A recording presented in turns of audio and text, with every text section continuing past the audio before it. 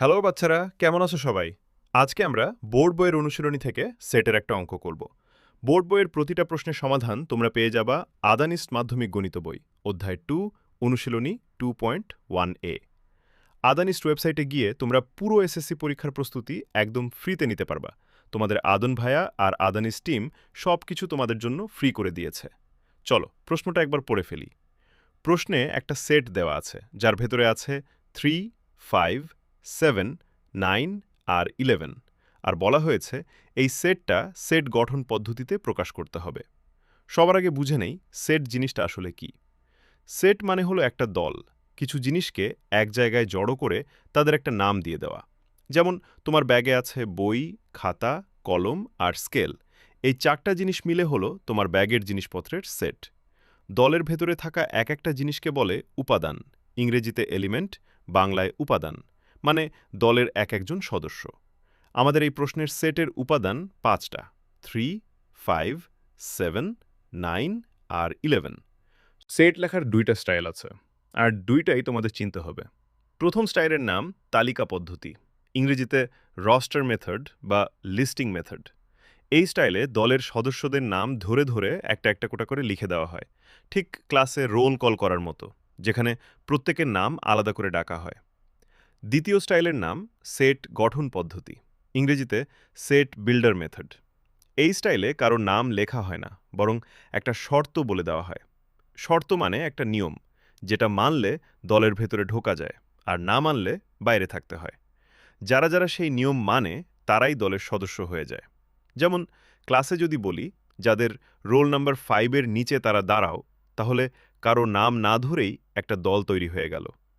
আমাদের প্রশ্নে সেটটা দেওয়া আছে তালিকা পদ্ধতিতে, কারণ সদস্যদের নাম ধরে ধরে লেখা আছে।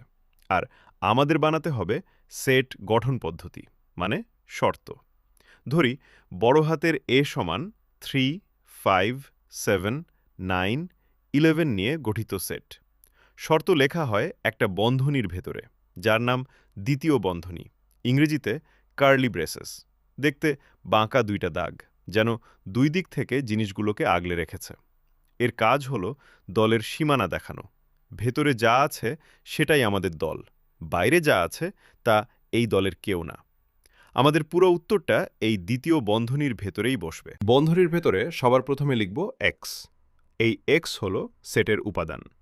আমরা দলের ভেতরের যে কোনো একটা সদস্যের কথা বলছি, কিন্তু কোন সদস্য সেটা নির্দিষ্ট করছি না, তাই তাকে আপাতত একটা নাম দিয়ে রেখেছি, এক্স। ইংরেজিতে এই অক্ষরটার নাম এক্স। জার্সির নম্বরের মতো ভাবতে পারো। খেলোয়াড়টা কে সেটা এখনো জানি না, কিন্তু নম্বর ধরে তাকে ডাকা যাচ্ছে। এখানে এক্স বসেছে কারণ শর্তটা আলাদা করে 3 এর জন্য বা 5 এর জন্য নয়, শর্তটা দলের যে কোনো একজন সদস্যের জন্য। এক্সের ঠিক পরেই বসবে একটা চিহ্ন, দেখতে অনেকটা বাঁকানো ইংরেজি ছোট হাতের ই এর মতো।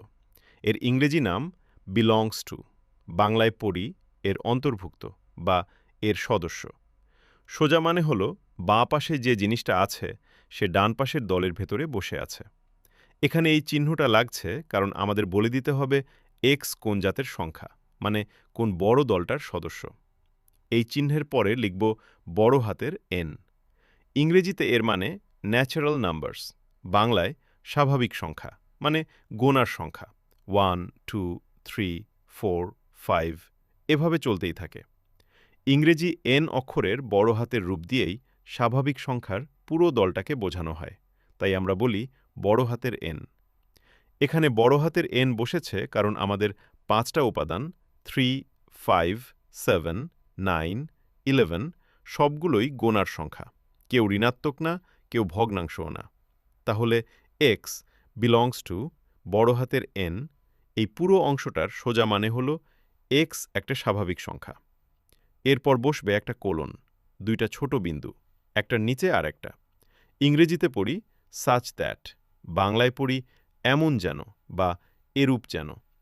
এটাকে একটা দরজা ভাবো। দরজার আগে বলা থাকে উপাদানটা কী জিনিস, আর দরজার পরে বলা থাকে তাকে কোন কোন শর্ত মানতে হবে। এখানে কোলন বসেছে কারণ এর পরেই আমাদের শর্তগুলো একটার পর একটা লিখব। শর্তে যে শব্দটা লাগবে সেটা হলো বিজোড় সংখ্যা, ইংরেজিতে অড নাম্বার।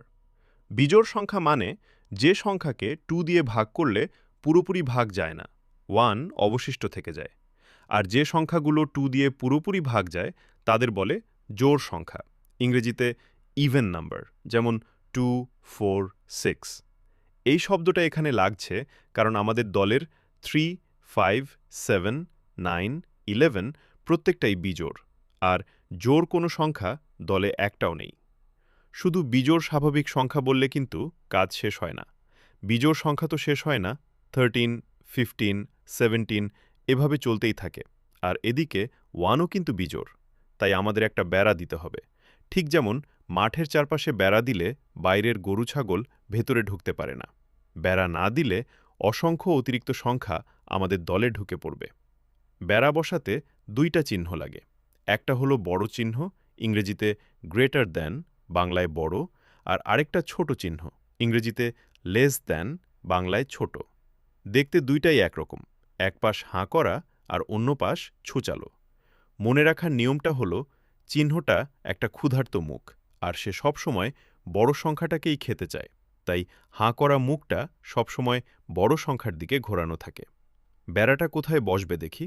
বাঁ দিকে আমাদের সবচেয়ে ছোট সদস্য 3, আর 3 এর ঠিক আগের বিজোড় স্বাভাবিক সংখ্যাটা হল 1, যাকে আমরা দলে চাই না।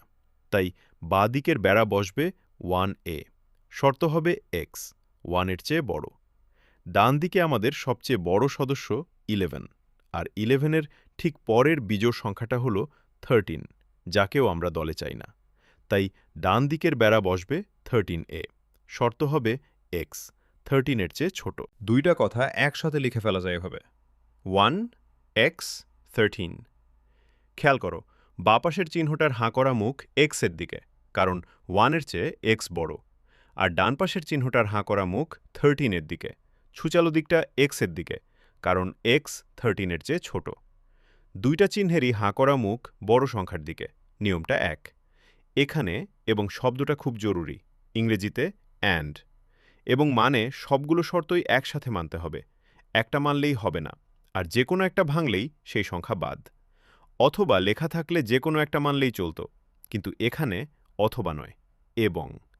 তাই স্বাভাবিক সংখ্যাও হতে হবে, বিজোড়ও হতে হবে, আর বেড়ার ভেতরেও থাকতে হবে, বে, 3টাই একসাথে। এখন পুরো প্রশ্নটা সাদা কথায় বলি। আমাদের খুঁজে বের করতে হবে এই 5টা সংখ্যার মধ্যে এমন কি কি মিল আছে যে মিলগুলো বললে ঠিক এই 5 জনকেই ডাকা হয়, একজন কম না, একজন বেশিও না। চলো সমাধানে যাই। ফার্স্ট স্টেপ, ধরি বড় হাতের a সমান 3, 5, 7, 9, 11 নিয়ে গঠিত সেট। এই সেটের উপাদান 5টা। সেকেন্ড স্টেপ, উপাদানগুলোর জাত দেখি। 3 স্বাভাবিক সংখ্যা, 5 স্বাভাবিক সংখ্যা, 7 স্বাভাবিক সংখ্যা, 9 স্বাভাবিক সংখ্যা, 11 স্বাভাবিক সংখ্যা। 5টাই গোনার সংখ্যা, তাই প্রথম শর্ত পেয়ে গেলাম x belongs to বড় হাতের n। থার্ড স্টেপ, জোড়ো না বিজোড়ো দেখি। 3কে 2 দিয়ে ভাগ করলে 1 অবশিষ্ট থাকে, তাই বিজোড়। 5, 7, 9, 11 এদের প্রত্যেকটাকে 2 দিয়ে ভাগ করলেও 1 অবশিষ্ট থাকে, তাই সবগুলোই বিজোড়। দ্বিতীয় শর্ত পেয়ে গেলাম x বিজোড় সংখ্যা। ফোর্থ স্টেপ, বেড়া বসাই। সবচেয়ে ছোট সদস্য 3, তার আগের বিজোড় সংখ্যা 1কে চায় না, তাই বাঁ দিকের বেড়া 1-এ। সবচেয়ে বড় সদস্য 11, তার পরের বিজোড় সংখ্যা 13কে চায় না, তাই ডান দিকের বেড়া 13-এ। তৃতীয় শর্ত পেয়ে গেলাম 1x 13। 3টা শর্ত এবং দিয়ে জোড়া লাগিয়ে লিখি বড় হাতের a সমান এমন সব x নিয়ে গঠিত একটা সেট যেখানে x স্বাভাবিক সংখ্যা, এমন যেন x বিজোড় সংখ্যা এবং x 1 এর চেয়ে বড় ও 13 এর চেয়ে ছোট। এই যে বের করা উত্তরটা, একে বলে নির্ণেয় সেট। নির্ণেয় মানে যেটা আমাদের নির্ণয় করতে হবে, মানে আমাদের চাওয়া উত্তরটা। এবার যাচাই করি। যাচাই বাদ দেবা না, ভুল থাকলে এখানেই ধরা পড়ে। x সমান 3 ধরি। 3 স্বাভাবিক সংখ্যা, শর্ত মানছে। 3 বিজোড়, শর্ত মানছে। 3 1 এর চেয়ে বড়, শর্ত মানছে। 3 13 এর চেয়ে ছোট, শর্ত মানছে। তাই 3 দলে থাকলো। x সমান 5 ধরি। 5 স্বাভাবিক সংখ্যা। 5 বিজোড় 5 আবার 1-এর চেয়ে বড় ও 13-এর চেয়ে ছোট। সবগুলো শর্তই মানছে, তাই 5 দলে থাকল। x সমান 7 ধরি। 7 স্বাভাবিক সংখ্যা। 7 বিজোড় 7 আবার 1-এর চেয়ে বড় ও 13-এর চেয়ে ছোট। সবগুলো শর্তই মানছে, তাই 7 দলে থাকল। x সমান 9 ধরি। 9 স্বাভাবিক সংখ্যা। 9 বিজোড় 9 আবার 1-এর চেয়ে বড় ও 13-এর চেয়ে ছোট। সবগুলো শর্তই মানছে, তাই 9 দলে থাকল। x সমান 11 ধরি। 11 স্বাভাবিক সংখ্যা। 11 বিজোড় 11 আবার 1-এর চেয়ে বড় ও 13-এর চেয়ে ছোট। সবগুলো শর্তই মানছে, তাই 11 দলে থাকল। এবার বেড়ার ঠিক বাইরের সংখ্যাগুলো পরীক্ষা করি। x সমান 1 ধরি। 1 স্বাভাবিক সংখ্যা, ঠিক আছে। 1 বিজোড়ও, ঠিক আছে। কিন্তু শর্ত বলছে x 1-এর চেয়ে বড় হতে হবে, আর 1 তো 1-এর সমান, বড় নয়। শর্ত ভেঙে গেল, তাই 1 বাদ। x সমান 13 ধরি। 13 স্বাভাবিক সংখ্যা, ঠিক আছে। 13 বিজোড়ও, ঠিক আছে। কিন্তু শর্ত বলছে x 13-এর চেয়ে ছোট হতে হবে, আর 13 তো 13-এর সমান, ছোট নয়। শর্ত ভেঙে গেল, তাই 13 বাদ। এবার আরেক রকম ভুল ধরি। x সমান 4 ধরি। 4 স্বাভাবিক সংখ্যা, ঠিক আছে। 4 আবার 1-এর চেয়ে বড় ও 13-এর চেয়ে ছোট, মানে বেড়ার ভেতরেই আছে। কিন্তু 4 জোড় সংখ্যা, বিজোড় নয়। বিজোড়ের শর্ত ভেঙে গেল, তাই 4 বাদ। এই কারণেই বেড়ার সাথে বিজোড়ের শর্তটাও লাগে। শুধু বেড়া দিলে 4, 6, 8, 10, 12 সবাই ঢুকে পড়ত। তাহলে শর্ত মেনেছে ঠিক 5টা সংখ্যা 3, 5, 7, 9 আর 11, ঠিক যেগুলো প্রশ্নে দেওয়া ছিল। এই প্রশ্নের উত্তর একটাই নয়, একাধিক হতে পারে, কারণ বেড়াটা একটু এদিক ওদিক বসালেও ভেতরের সদস্যরা একই থাকে। এর জন্য আরও 2টা চিহ্ন চিনে রাখো। একটা হলো ছোট বা সমান, ইংরেজিতে লেস দেন অর ইকুয়াল। দেখতে ছোট চিহ্নের মতোই, কিন্তু নিচে একটা ছোট দাগ থাকে। ওই দাগটা আসলে সমান চিহ্নের অর্ধেক, আর ওই অর্ধেকটাই সমান হওয়ার অনুমতি দিয়ে দেয়। একইভাবে বড় চিহ্নের নিচে দাগ দিলে হয় বড় বা সমান, ইংরেজিতে গ্রেটার দ্যান অর ইকুয়াল।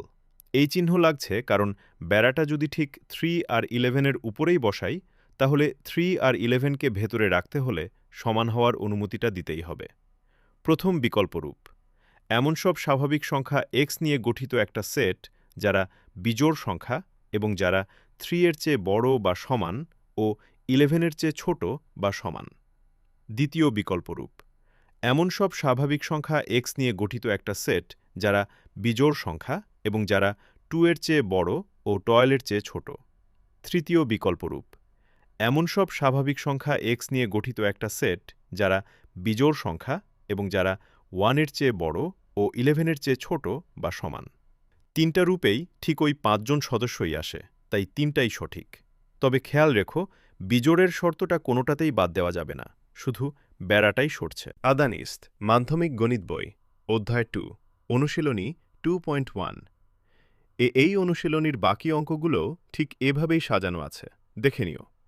সুতরাং মানে তাহলে নির্ণেয় সেট হল এমন সব স্বাভাবিক সংখ্যা x নিয়ে গঠিত একটা সেট যারা বিজোড় সংখ্যা এবং যারা 1-এর চেয়ে বড় ও 13-এর চেয়ে ছোট। পেয়ে গেলাম আমাদের উত্তর। আদানিস্ট মাধ্যমিক গণিত বই থেকে থিওরি থেকে শুরু করে অঙ্কগুলো তোমাদের সুবিধার জন্য বিভিন্ন টাইপে ভাগ করে দেওয়া আছে, যেভাবে তোমাদের আদন ভাইয়া শিখিয়েছে। সবগুলো টাইপ শিখে ফেলো।